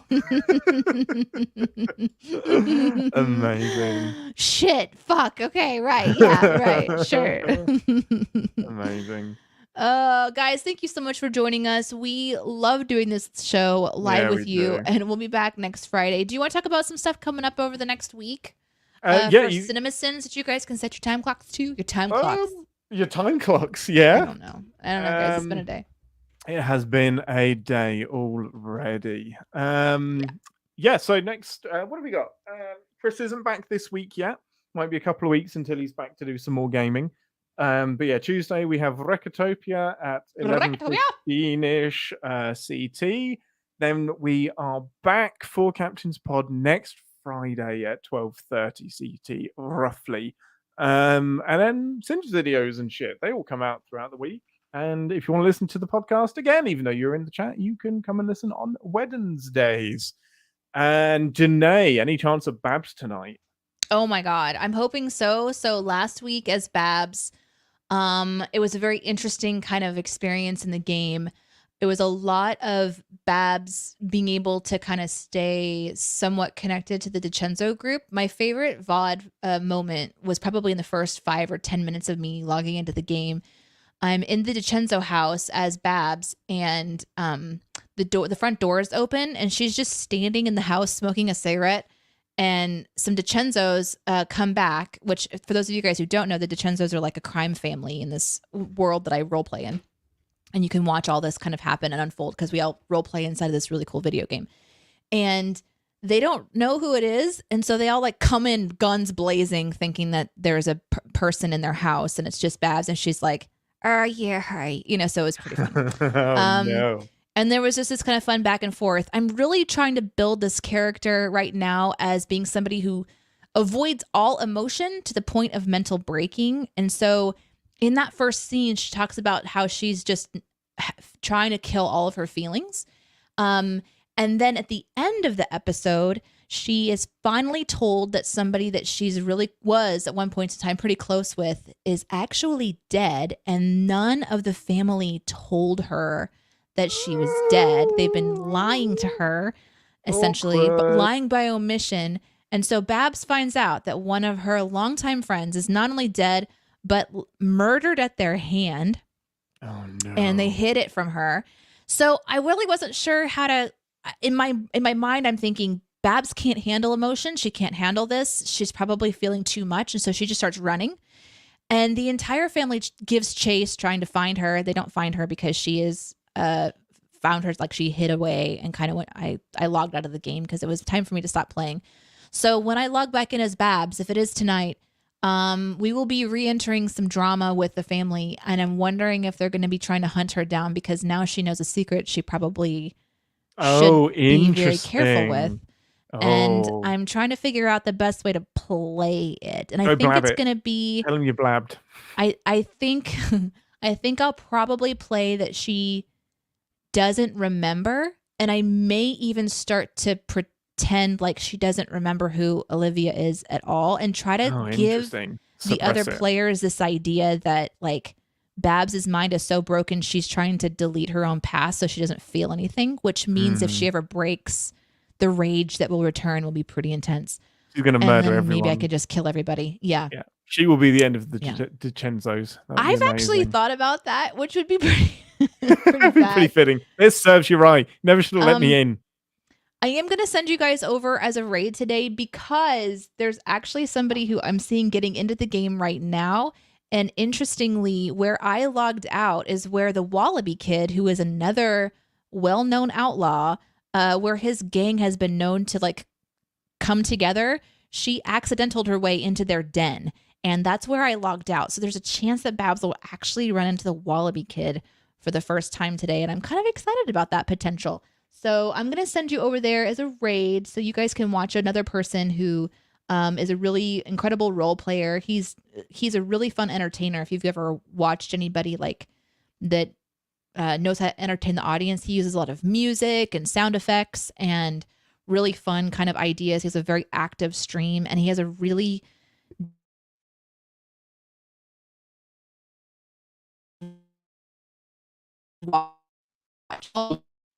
character that Verts plays. So I'm going to send you over to Vertigo Gaming. He's actually a friend of ours as well, and a fellow YouTuber. He's a really awesome gamer. He's in Australia, and I've had a lot of fun with him in the past. So, and then to answer your questions quickly, because we're going to be rating in just a second. Yes, Ian is RPing. The question is, Ian, are you wanting to roleplay tonight? And instead of playing Babs, do you want to play Lenny and Claire?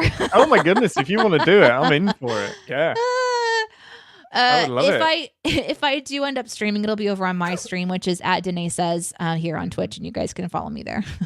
Heck yeah! If she's up for it, it all depends. Like, it's not. I really like you jumping in as Babs when you get the opportunity to. But if you want to do some stuff together in there, I'm here for it. Either way, if I'm able to tonight, it will be over on my side of things, over on my personal channel. I'm still not quite sure if I'll be able to, but if I am, I will be live probably around 6:30. Nice. So 4 hours or so. Beautiful. Cool. Love you guys. I am a changeling, Kachar. Absolutely, I am. Okay. Bye, everyone. You're the best. Thanks for hanging out with us.